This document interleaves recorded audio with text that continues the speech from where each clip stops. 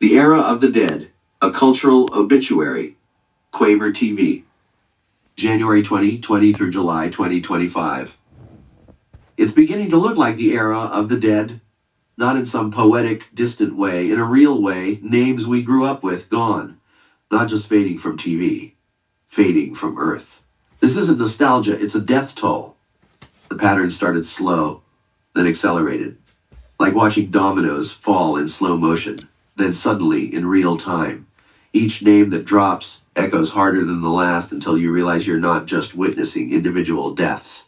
You're watching the systematic collapse of the culture that raised you. So let's go back to the beginning, back before we noticed the pattern, back to 2020, when everything else started dying too. 2020, the year everything changed. The helicopter blades stopped turning on January 26th, Kobe Bryant, the Black Mamba, gone at 41, along with his daughter, Gianna. 9 people total, but the world stopped for one name. A basketball player who transcended sport, who turned retirement into reinvention, who proved greatness doesn't fade, it evolves until it doesn't. The crash was in Calabasas, but the impact was global. Mamba mentality became a eulogy. 3 months later, the architect of rock and roll laid down his crown. Little Richard, May 9th. The flamboyant fire starter who taught Elvis how to move, taught the Beatles how to scream, taught the world that music could be dangerous. When he left, the spark behind everything dimmed. You could hear it in every guitar that played a little quieter that day. The year kept taking. COVID was killing thousands, but celebrity death felt different. Personal, Regis Philbin in July, Alex Trebek in November. Game show hosts who were America's uncles dying while we sat isolated in our homes watching reruns of Better Times. But August was the gut punch. Chadwick Boseman, Black Panther, King T'Challa, died in silence at 43. No announcements, no spotlight, just pain, grit, and legacy. He filmed movies while fighting cancer, gave interviews while dying, smiled through the storm. When the news broke, it felt like betrayal. How could someone so strong, so regal, so necessary, just be gone? Wakanda Forever became Wakanda No More. October brought the guitar god home. Eddie Van Halen, October 6th, cancer again. The man who made 6 strings sound like 60, who tapped lightning into amplifiers, who created solos that felt like roller coasters inside volcanoes. When he died, so did that strange 80s power, that belief that talent could literally explode from your fingertips. Halloween took Sean Connery, the original Bond. Not just the first, but the definitive. When he passed, it wasn't just a man dying. It was the death of a type of cool we'll never see again.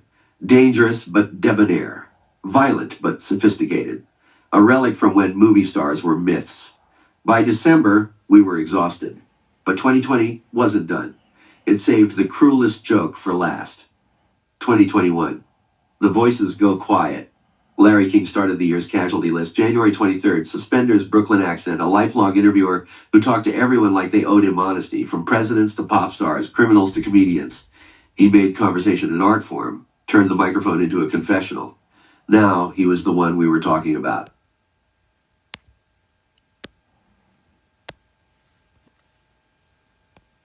Spring brought the bark of a wounded prophet. DMX, April 9th. Earl Simmons, the Rough Rider who gave us prayers and growls in the same breath, who made pain sound like power, who turned street corners into cathedrals. His death was a pulse in the concrete, a rhythm that stopped beating. Summer stole our joy. Biz Markie, July 16th. The Clown Prince, the human beatbox, the man who made being goofy a virtue in hip-hop. He was innocence in a genre built on edge, childhood in a world that grew up too fast. When Biz died, hip-hop lost its laugh. September was surgical. Michael K. Williams, Omar from The Wire, the stick-up artist with a code, the anti-hero who made crime look like philosophy, one of the realest actors of his generation, gone at 54, overdose. Every role he touched got deeper, every character more human. His death felt like an exposed nerve, like the city itself had lost a voice. But December 31st was the killing blow. Betty White, the last day of the year, the last day of her era. 99 years old, and we still weren't ready. She was television's beating heart for nearly a century, the grandmother America chose, the dirty joke with a clean smile. We didn't just lose her, we lost innocence. We lost the belief that good people could stay good, that punchlines could stay pure, that somewhere on TV, someone was still rooting for us. 2022. The comedians leave the building. Bob Saget opened the year by closing his January 9th. America's cleanest dad with the filthiest stand-up soul.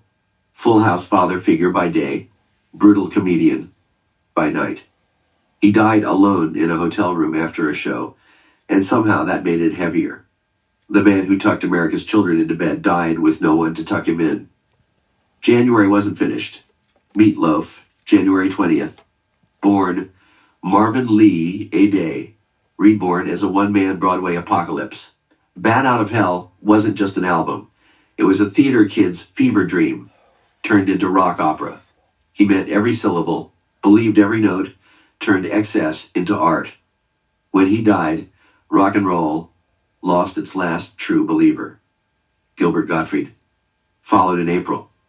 That voice like broken glass over a bad speaker, like fingernails on the chalkboard of your soul. But he knew how to cut deeper than most, how to find the nerve and press until it screamed. His death was quiet, which felt wrong. Gilbert was never quiet. Country music lost its matriarch in April, Naomi Judd, April 30th. The Judds were Nashville royalty, but fame and pain lived in the same house. She died by her own hand the day before she was supposed to be honored, and that irony stings. Success couldn't save her. Love couldn't save her. Nothing could. Ray Liotta died in his sleep in May. Goodfellas, Field of Dreams. That voice, that jawline, that danger barely contained behind designer suits. He didn't act like a gangster. Yeah, he was one. Even when he played good guys, you could see the violence underneath, the threat that made everything electric. The summer took a pioneer. Nichelle Nichols, July 30th, Lieutenant Uhura on Star Trek. A black woman on a spaceship in the 60s wasn't just science fiction. It was revolution. She showed little girls that the future had room for them, that space wasn't just for white men in captain's chairs. When she died, the bridge felt emptier. September brought the soundtrack to our youth's end. Coolio, September 28th. Artist Leon Ivy, Jr., who gave us Gangsta's Paradise. More than a hit, it was a mood, a prayer in a minor key, a meditation on violence and redemption. His death felt like the 90s went ghost, like that whole era just dissolved into memory. 2023, when the icons fall. The year started with a crown hitting the ground. Lisa Marie Presley, January 12th.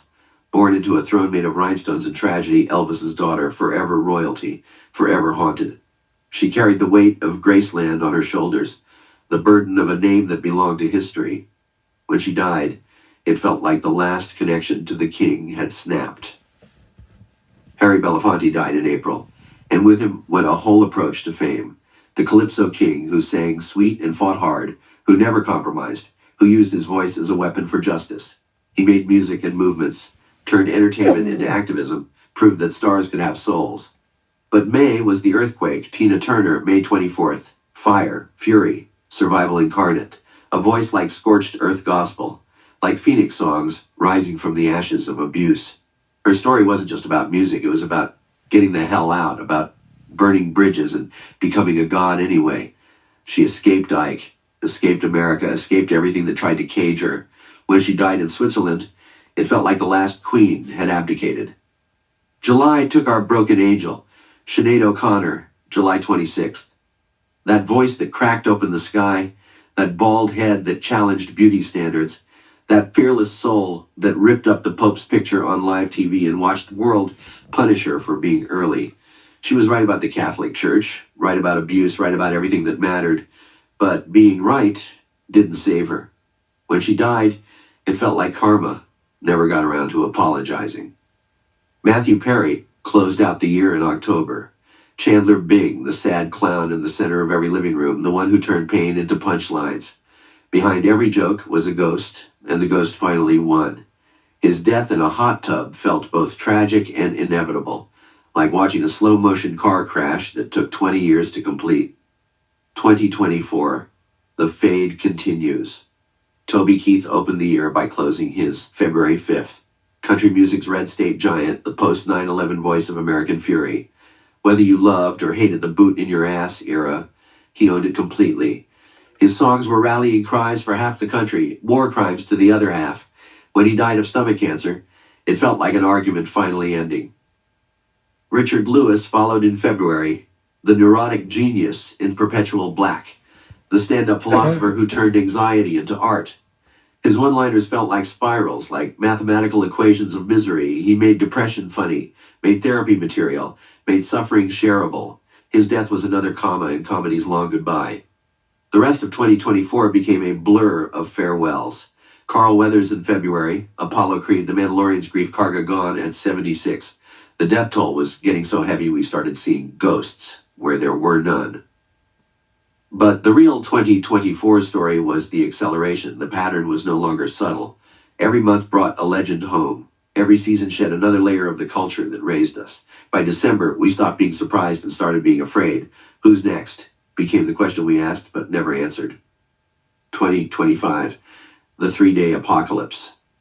And then July happened. Not a day, not a moment. 3 days of systematic cultural execution that felt like the universe making a statement. July 20th, Malcolm Jamal Warner. Theo Huxtable, the backbone of a show that tried to teach America how to see black families, how to imagine black excellence, how to laugh with instead of at. He drowned in Costa Rica at 54, caught in a high current while on vacation with his family. The ocean took him quietly, far from the cameras, far from the sitcom sets where he grew up. His death was a whisper that felt like a scream. July 22nd. Ozzy Osbourne, the Prince of Darkness, Black Sabbath's snarling prophet, the man who bit the heads off bats and lived to tell about it, who survived decades of abuse and excess and came out singing. He died at 76, surrounded by family, 17 days after his final Black Sabbath reunion show in Birmingham. The last concert, the last vow, the last all aboard the crazy train. July 24th, Hulk Hogan, Terry Jean Bollea, the immortal, the invincible, the American Thunder, who made wrestling feel real when we were young enough to believe. Cardiac arrest in Clearwater, Florida at 72. The Hulkster who told us to train hard, say our prayers and eat our vitamins. The man who made muscles into morality, who turned entertainment into mythology. When his heart stopped, childhood died with it.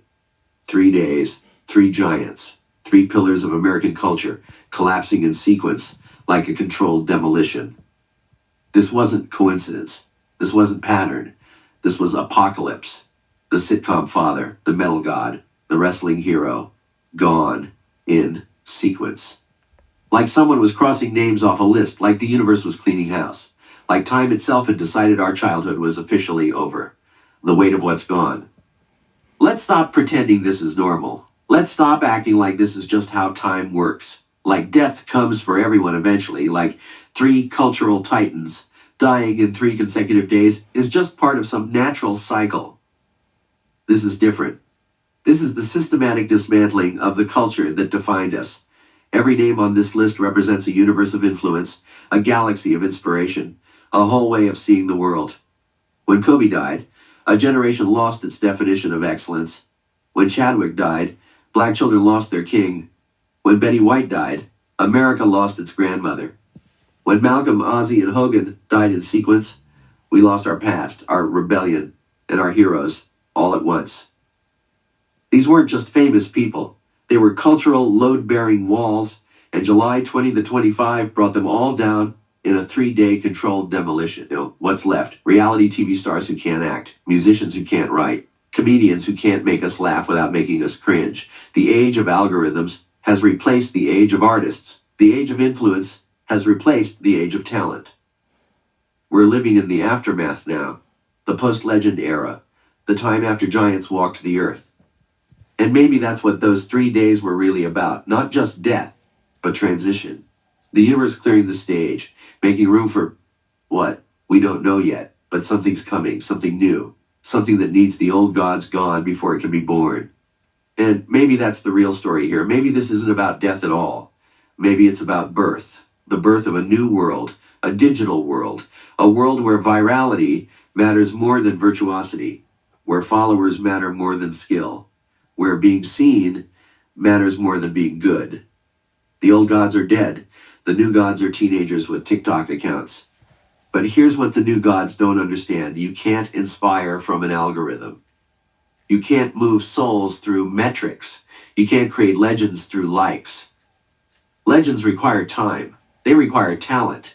They require the kind of authentic human experience that can't be manufactured, can't be optimized, can't be bought.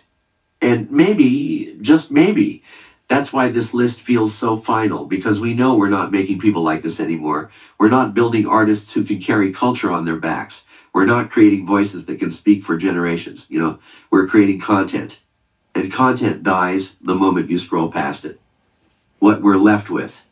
So here we sit in late July 2025, 3 days after the culture apocalypse, surrounded by the ghosts of greatness. The stages are empty. The screens are dark. The voices are silent. But the songs remain. The movies remain. The moments remain. The flexing remains. Kobe's fade away. Little Richard's wop bop baloo bop. Eddie's guitar tapping. Ozzy's howl. Betty's smile. Tina's strut. Malcolm's growth from boy to man on our television screens. Hogan's 24-inch pythons and that yellow mustache telling us what we were going to do when Hulkamania ran wild on us. They gave us pieces of themselves, fragments of their souls, and those fragments live in us now. Every time we hear their voices, watch their performances, remember their moments, they come back to life, not as memories, but as presences, not as nostalgia, but as fuel. The 3-day apocalypse wasn't really about death at all. It was about what survives the apocalypse. It was about what echoes after the explosion. It was about what keeps breathing long after the breathing stops. They're not gone. They're just not here anymore. And maybe that's enough. Maybe that's everything. Maybe that's immortality. The list continues. Because this isn't over. This list isn't complete. As I speak these words, somewhere, another legend is taking their last breath. Another giant is falling. Another voice is going silent. But July 2025 will be remembered as the month it all came crashing down. 3 days that felt like 3 years. 3 deaths that felt like 3,000.